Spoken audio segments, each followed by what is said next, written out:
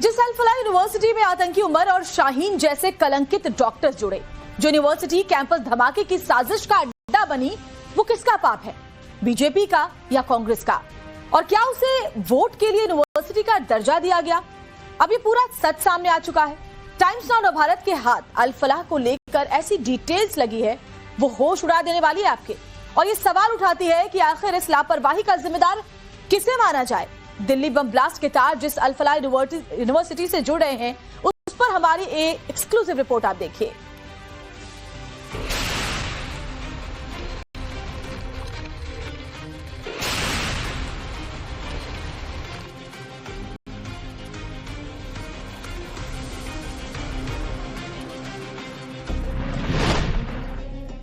नवंबर से देश में जितनी चर्चा लाल किला के बाहर हुए ब्लास्ट की हो रही है, उतना ही सुर्खियों में है फरीदाबाद की अल-फलाह यूनिवर्सिटी।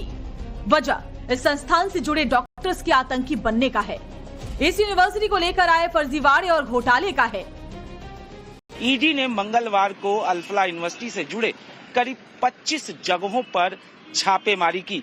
छापेमारी के दौरान ईडी को कई ऐसे दस्तावेज, कई ऐसे सबूत मिले जिससे साफ तौर पर फर्जीवाड़ा का पता चला। 415 करोड़ का घोटाला, और वो भी महज 7 सालों के भीतर। सोचिए, धोखाधड़ी का कितना बड़ा सेंटर होगी अल-फलाह यूनिवर्सिटी। खुलासे के मुताबिक जावेद अहमद सिद्दीकी इस पूरे फ्रॉड का मास्टरमाइंड है। उसने अपनी पत्नी, बेटी और भाइयों को ट्रस्टी बना रखा है। दुबई में रहने वाली एक रिश्तेदार भी ट्रस्टी है। किसी और के हाथ में पैसा ना चला जाए, इसके लिए एक पैन के जरिए ही सारा लेन देन होता था। और ये पूरी तरह से छिपा कर रखा गया कि ना तो अल-फलाह को यूजीसी की तरफ से NAAC के एक ग्रेड की कुल मान्यता है, और ना ही यहाँ चलने वाले कोर्सेज मान्यता प्राप्त हैं। ईडी ने एक बार फिर से जावेद अहमद सिद्दीकी को गिरफ्तार किया है। इस बार जो आरोप लग रहे हैं वो भी बेहद संगीन हैं। आरोप ये लग रहे हैं कि जावेद अहमद सिद्दीकी के द्वारा कई सारे जो पैसे हैं उसकी हेराफेरी की गई है। मनी लॉन्ड्रिंग के साथ साथ जो शेल कंपनीज हैं उनको बनाकर जो पैसे हैं उसको इधर उधर किया गया है, और इसके अलावा जो बाहर से डोनेशन आए हैं उसकी भी अभी जांच की जा रही है। पहले भी अल-फलाह चैरिटेबल ट्रस्ट के ऊपर कई बार जो रेड है वो हो चुका है। कागजों पर अल-फलाह यूनिवर्सिटी डॉक्टर्स तैयार करती है, मगर हकीकत कुछ और सामने आ रही है। सवाल है कि आखिर यूनिवर्सिटी की कारगुजारी पर पर्देदारी करने वाला कौन है? क्या इस यूनिवर्सिटी के मैनेजमेंट को किसी का सपोर्ट मिल रहा था? इतनी बड़ी धोखाधड़ी दिल्ली ब्लास्ट के बाद ही सामने क्यों आई? कैसे अल-फलाह यूनिवर्सिटी आंखों में धूल झोंककर आतंकियों का अड्डा बन गई? आपको अल-फलाह के पाप की नींव की डिटेल भी देंगे, मगर पहले इसकी उन कंपनियों का नाम जान लीजिए जिसने ईडी के इस विश्वास को बढ़ा दिया है कि मामला सिर्फ 415 करोड़ के गड़बड़ झाले का नहीं, बल्कि उससे आगे भी पहुंच सकता है।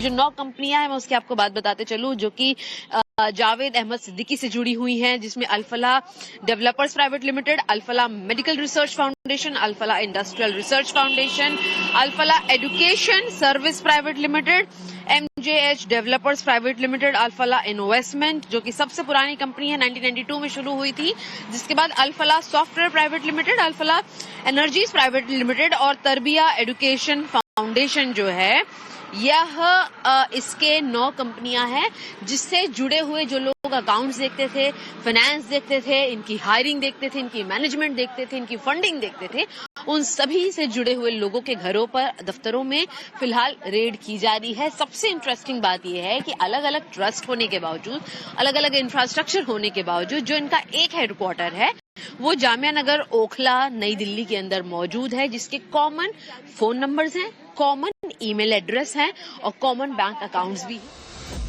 अल-फलाह में काम करने वाले डॉक्टर्स जिस तरह आतंकी गतिविधियों में लगे रहते थे, क्या उस तरह की संदिग्ध गतिविधियां मैनेजर की रही हैं? इस एंगल से भी इन्वेस्टिगेशन हो रहा है। ईडी को मनी लॉन्ड्रिंग का शक है। अंदेशा ये भी है कि विदेशों से इस यूनिवर्सिटी को फंडिंग हुआ करती थी। अल-फलाह यूनिवर्सिटी की 1997 में स्थापना हुई थी। इसे 78 एकड़ की जमीन दी गई। 2014 में हरियाणा सरकार ने अल-फलाह को यूनिवर्सिटी का दर्जा दिया। उस वक्त कांग्रेस के भूपेंद्र सिंह हुड्डा हरियाणा के मुख्यमंत्री थे। हरियाणा प्राइवेट यूनिवर्सिटीज एक्ट पास करके 2 मई 2014 को अधिसूचना जारी की गई। 2015 में इसे यूजीसी से मान्यता मिली जो कि अधूरी है।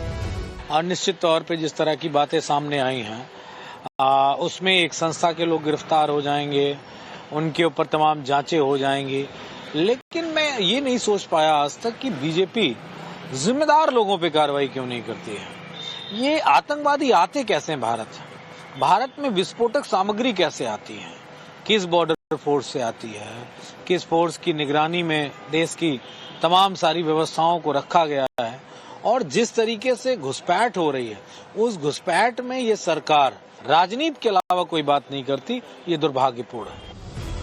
अल-फलाह के डॉक्टर्स की तरह ही जावेद अहमद सिद्दीकी की हिस्ट्री भी सवालों के घेरे में रही है। इन्वेस्टिगेशन में सामने आया है जावेद अहमद सिद्दीकी फ्रॉड केस में 3 साल की सजा झेल चुका है। फर्जी निवेश योजनाएं चलाकर 7.5 करोड़ रुपए का घोटाला कर चुका है। उसके परिवार के कई सदस्य खाड़ी देशों में रहते हैं। जावेद अहमद की मंशा इसलिए भी शक के दायरे में है क्योंकि ब्लास्ट के कई दिन बाद तक गायब रहा और जब जांच आगे बढ़ी तो यूनिवर्सिटी का ऑफिशियल वेब पोर्टल बंद करा दिया और इस एकेडमिक ईयर की डिटेल्स ही डिलीट करा दी। मगर जिस अल-फलाह यूनिवर्सिटी में डॉक्टर्स की बजाय मौत बांटने वाले आतंकी और विस्फोटकों की लिस्ट तैयार हो, भला वो कैसे जांच एजेंसियों की नजर से बच सकती थी। दिल्ली पुलिस की 2 FIR के बाद जैसे ही ईडी की एंट्री हुई, अल-फलाह के डिजिटल सबूत सामने आने लगे। अब इस बात की इन्वेस्टिगेशन हो रही है कि क्या वाकई यहाँ पढ़ाई होती थी या उसकी आड़ में देश विरोधी साजिश।